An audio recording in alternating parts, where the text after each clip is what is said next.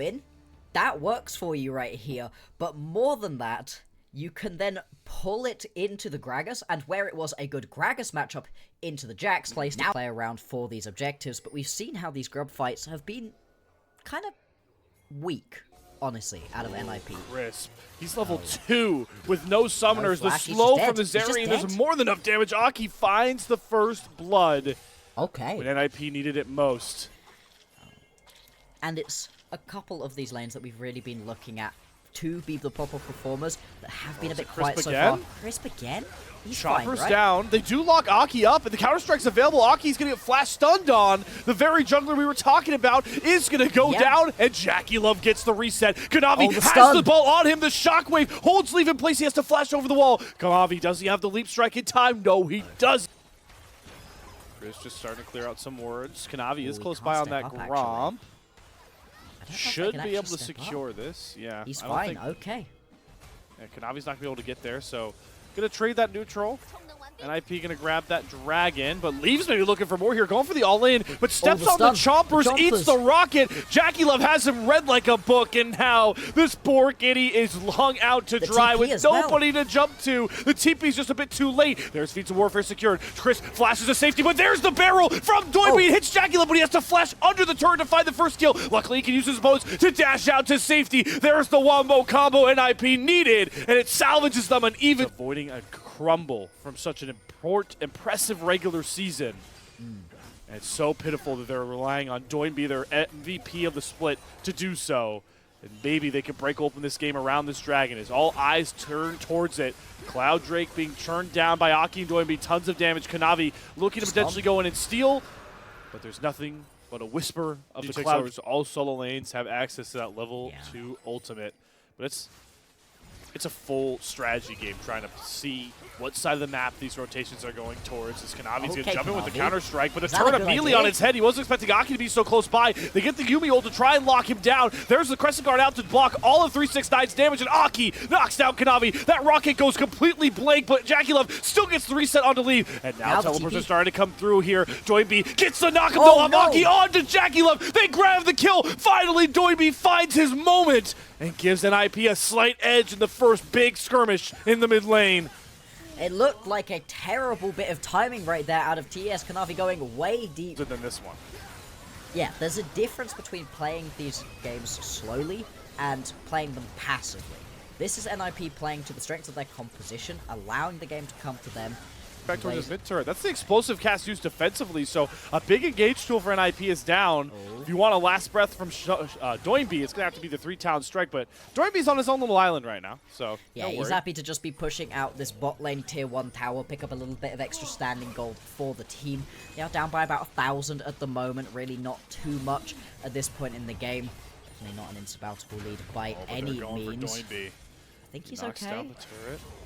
He's got Aki close by, and Shanji's going to TP in. Doinby has to stall, but 369's heralding him. They get the polymorph, but there's the knockout and the immediate turn by NIP. 369's by a lot of time with the Hextech ultimatum, though. Does have that wild growth, but finally, Aki slains him down. Kanavi wants to brawl next, though, stepping up with his ultimate, looking for the Counter-Strike to come back around. Down goes Aki. He hops for Doinby, who flashes out of the big-time ultimate from the Orianna. The Shockwave doesn't find its mark, but it's going to be the reset for Jackie Love. Kanavi gets the Counter-Strike. They're going forward, and Jackie Love is churning through them all. Finds the triple kill for Kanavi as TES find themselves an edge. I was slightly worried we were going to see a Jax pentakill in this one. If you're able to get on top of Leave and he isn't able to jump over that wall there, well, you've got the triple already.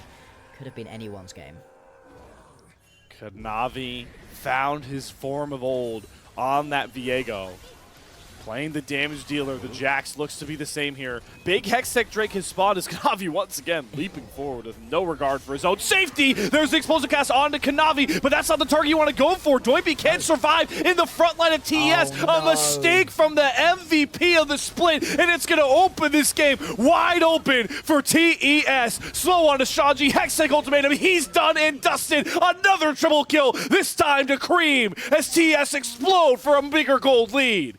There we go, another one of those players we were highlighting who's had a quiet series, Cream, managing to pick up that triple kill right here, and they're going to be able to turn it back on over to the Hextech Drake. It's only their first of the series, so they're not going to be able to pick themselves up anything too much from it. Yeah, exactly. And I think the bigger prize is going to be this Artican. Aki is in the area, could potentially try for something a little bit tricky with those Hextech portals, but it doesn't really feel like there's any response out of NIP, picking themselves up this Ruinous. That's going to be another huge advantage. It seems to be just Summoner's burn, but it's Jackie, Liv, and Chris. They're barreling down the mid lane. What can Leave really do but watch his turret burn? Yeah, Leave had such a good game 1 and game 2. Just hasn't been able to get his footing in this one. Been put pretty far behind. 2 items completed, though.